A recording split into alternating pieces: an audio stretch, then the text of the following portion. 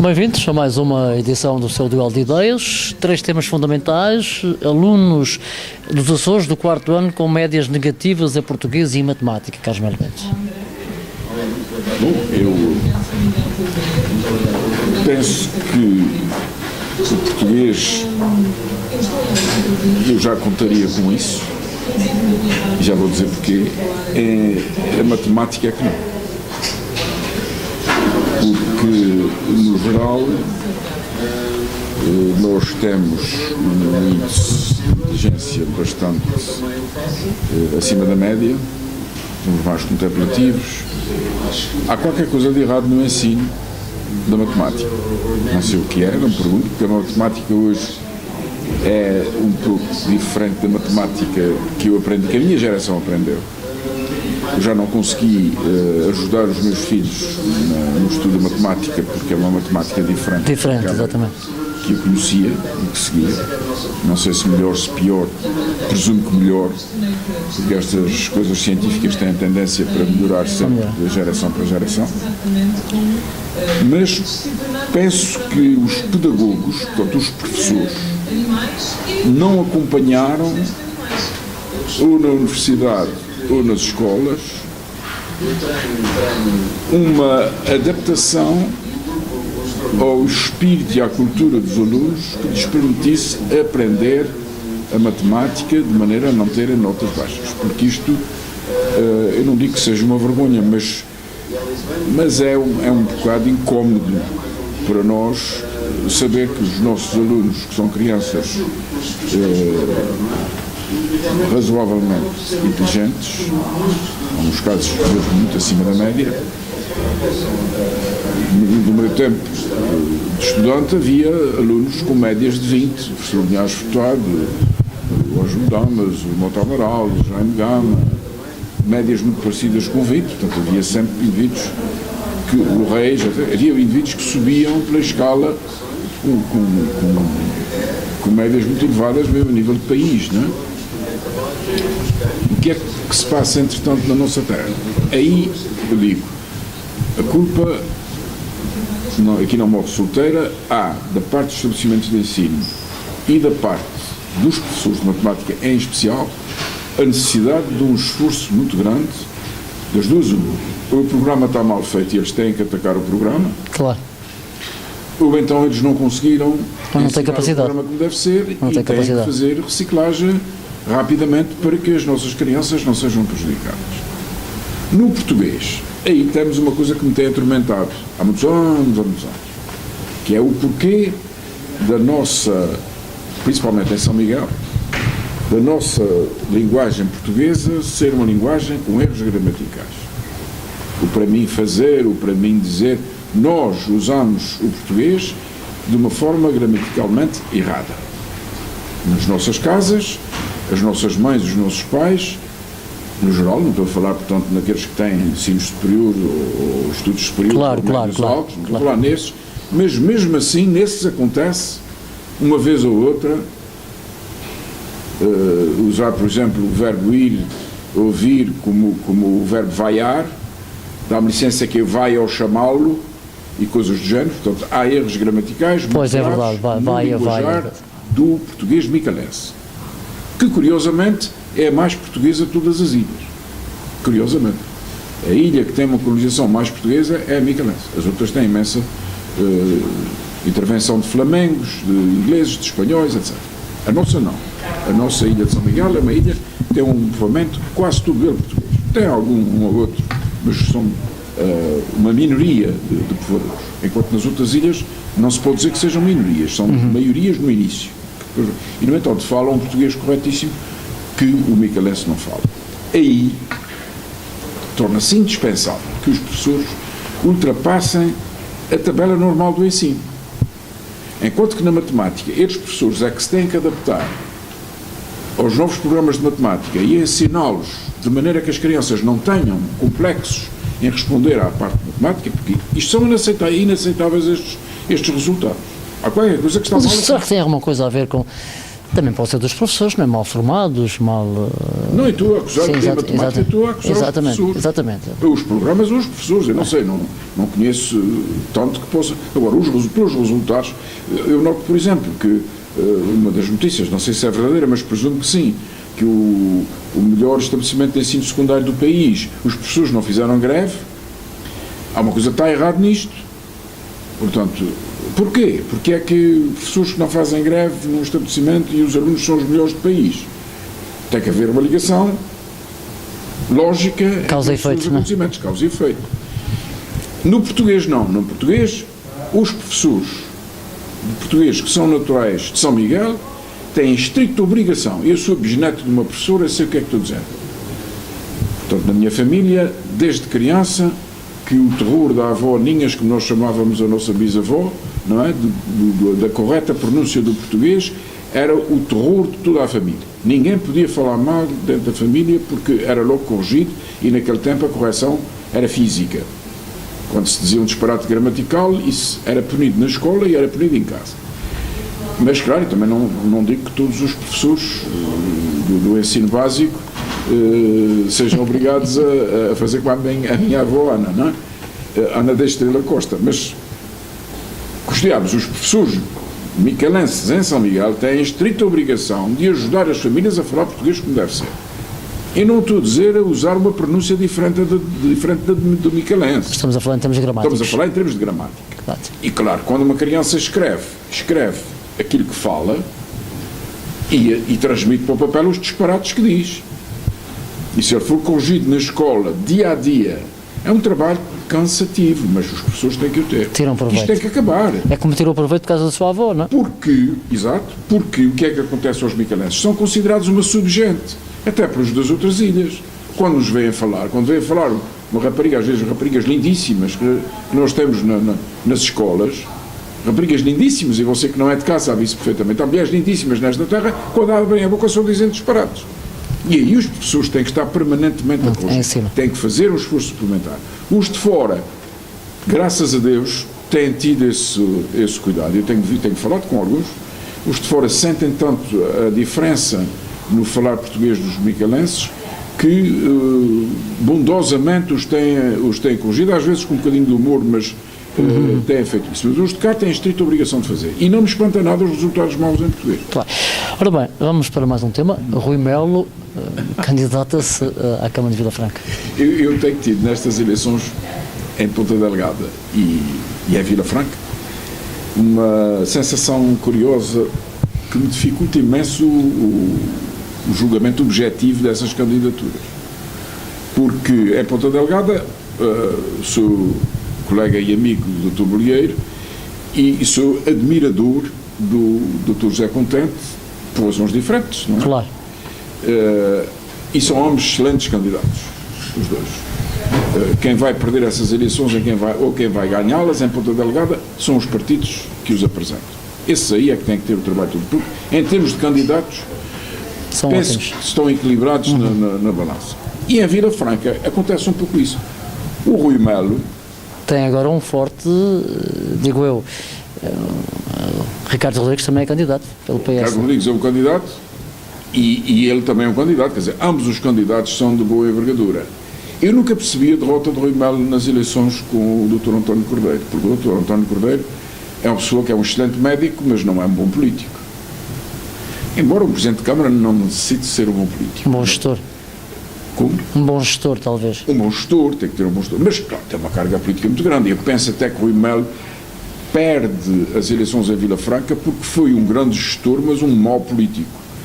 Deu de si próprio a imagem do indivíduo que fuma charuto e que anda de carros de 100 e tal mil euros. Exatamente. E que na rua... Talvez as pessoas não tivessem gostado muito dessa... É parte política. Porque a parte política diz respeito à imagem. Diz respeito à imagem do político. O político tem que projetar uma imagem de seriedade, de competência, de capacidade de trabalho.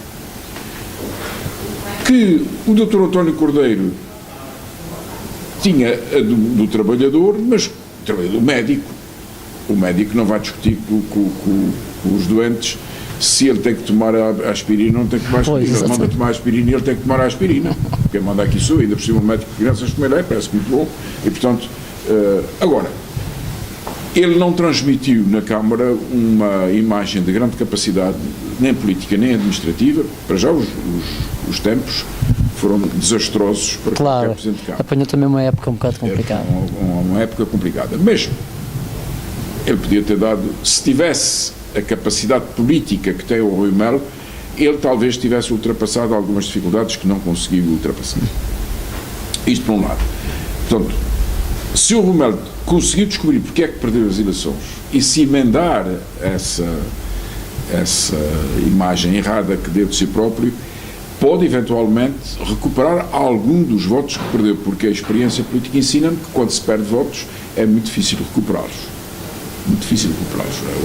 O micalense muda muito devagar e o vilafranquense, enfim, que é o berço disto tudo, é um bocado emotivo, mas a mudança é muito difícil. Mas quando muda, é complicado. De forma radical, não é? O Dr. Ricardo Rodrigues é um excelente político. Politicamente foi um grande deputado, foi a voz, digamos, suplente do Partido Socialista no tempo em que tinha um orador político do melhor que este país já teve, não sei como político, porque a política dele também está esmagada pela crise que nós tivemos. Em termos de Vila Franca, ele foi presidente de uma Assembleia Municipal, mas que teve como presidente o Dr. António Cordeiro. Portanto, ele não conseguiu evitar as crises políticas que se deram na Câmara, na última parte do mandato, com demissões de vereadores e de vice-presidentes e tal, que obviamente não deu uma boa imagem em termos naturalmente. De fora de Vila Franca. Eu não sei Vila Franca o que é que os vilafranquenses pensam, cuidado, porque as eleições autárquicas são reservas dos eleitores de cada autarquia, não é? Nós podemos não gostar nada do presidente tal, mas a população gostar desse presidente exatamente. E votar nele na mesma. Não sei até que ponto é que o Dr. Ricardo Rodrigues, que é uma excelente pessoa em termos humanos, é do melhor que eu conheço, não é? Um homem de Ponta Garça e Vila Franca, com uma carreira no campo da cultura muito interessante. Ele foi colaborador do Dr. Sousa de Oliveira nas escavações de Vila Franca, desde criança, portanto é um indivíduo ligado à cultura. Isto quer dizer que vamos ter eleições renhidas, não é? Vamos ter as eleições muito renhidas e eu, neste momento, não me arriscaria a dizer quem é que vai ganhar. Ora bem, o tempo aqui passa rapidamente. EasyJet voa para os Açores em 2014 se a rota for liberalizada. Mas parece que a SATA não está muito satisfeita, não é? Bom, para já, como comentou alguém, o EasyJet só está interessado em São Miguel. Não está interessado em mais ilha nenhuma. E a questão põe-se, e quem fez esse comentário é uma pessoa que sabe de aviação comercial. Não identifico quem é, esqueci-me de lhe pedir autorização para isso, mas enfim, não é uma pessoa pública e portanto eu não tenho o direito de estar a revelar o nome dele. Mas é uma pessoa que conhece isso e o primeiro ponto que ele levantou é este. Se essa companhia só se interessa por São Miguel, não interessa. Como é que vão ser as outras ilhas todas o contacto entre essas ilhas e São Miguel para apanhar o EasyJet? Faz todo sentido. Faz todo sentido. E depois, há uma outra coisa, é como é que a SATA, Serviço Público, SATA Internacional neste caso, porque é o que faz Açores-Lisboa, como é que a SATA vai aguentar-se em termos empresariais, digamos assim, se já não está, se necessita neste momento, apesar de bem administrada, suponho eu, tem que ser subsidiada para cumprir o serviço público, com uma concorrência que é uma coisa, não vou dizer desleal, mas que não tem possibilidade de concorrência normal. Como é que a SATA se vai aguentar com um rombo desses? Eu, antes de ceder a qualquer companhia dessas, pode dizer-se, a Madeira tem, mas a Madeira tem um tráfego aéreo que não tem comparação nenhuma. Claro, não tem comparação possível. Não é? Então, às vezes pode ser indiferente. Mesmo assim, afeta. Eu uma vez fui a serviço à delegação da SATA Internacional no Porto e chamaram a atenção para as companhias low cost e apontaram que eram viagens entre Portugal e Itália, etc., mas aquilo deu um rombo nas companhias tradicionais muito grande, não é? Portanto, é imparável. Uma pessoa que pode pagar 50 euros e tem que pagar 200 para fazer uma viagem, claro, não pensa duas vezes. Claro, naturalmente. Mesmo que vá com a mochila em cima da cabeça, não é? Portanto, é muito complicado fazer concorrência. Mas essas companhias, eu quando estudei, nós em Direito temos uma cadeira de economia política e o que nos ensinavam, o professor Umbral nos ensinava naquele tempo, é que os grandes trusts americanos, eu dava o exemplo das companhias que fabricavam sabonetes, não é? Um vendia o sabonete por $5, o outro por $5, o baixava para 4, outro para 3, para 2, para 1, e depois davam 2 sabonetes por $1, 3 sabonetes por $1, até que a mais fraca arrebentava. Quando a mais fraca arrebentava, nos faziam a conta os dinheiros que tinham perdido na campanha e aumentavam o preço, porque já estavam sozinhos no mercado, e daí as leis antitrust que os americanos foram obrigados a praticar. E, no fundo, o mercado é a mesma coisa, não é? O mercado é o mesmo que há 5.000 anos, só tem outras vertentes mais eletrónicas ou menos. Com as devidas proporções, exatamente. Básicas são as mesmas. Exatamente. Ora bem, vamos aos livros. Vamos aos livros. Tenho aqui uma série de livros, 2 deles para debatermos por oportunidade. Até vou pôr o meu para baixo para ser o último a falar. Eu queria falar no primeiro, que é um trabalho do professor António Alves Caetano, o Real Gabinete Português de Leitura do Rio de Janeiro, padrão excelente da imigração portuguesa para o Brasil. Ora bem, o professor António Alves Caetano é professor de Economia e História Económica, foi professor da grande Fátima Sequeira Dias, infelizmente desaparecida este ano, uma mulher que tem uma obra esmagadora no campo da História Económica e que tinha como grande mestre o professor Dr. António Alves Caetano, que é, curiosamente, irmão do Marcelo Caetano. Ele ofereceu-me este livrinho, que eu li de um fôlego, porque, enfim, a História Económica é uma história que está pouco estudada, porque nós normalmente não damos muita importância à economia, nem história tradicional que se ensina nas escolas básicas e médias. No entanto, a economia é que faz rodar a máquina. Não é? É que mexe, não é? É um livro muito interessante, muito pequenino, mas é muito interessante ler. Há um outro que ele me mandou aqui, mas ainda não acabei de ler e, portanto, só depois é que falei nele.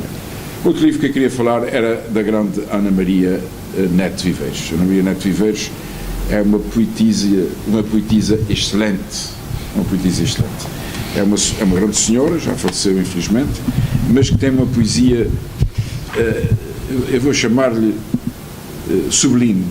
Palavras surgindo, encharcadas de luz, fulguros meteóricos, em trajetórias fugazes de autênticos vendavais de emoções.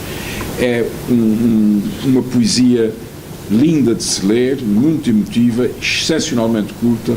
Ana Maria Neto Viveiros, passado algum tempo da sua morte, precoce e triste, é, no entanto, um nome para recordar e uma leitura a fazer obrigatória. Agora que se aproxima o verão, uma boa poesia encanta mais do que o sol do meio-dia. Outro livro é o livro de que se fala na atualidade, o 6 de junho, um marco na rota da autonomia dos Açores, por Américo Natalino Viveiros. Américo Natalino Viveiros foi o braço direito de Mota Amaral durante os 20 anos que ele governou os Açores e é uma figura um pouco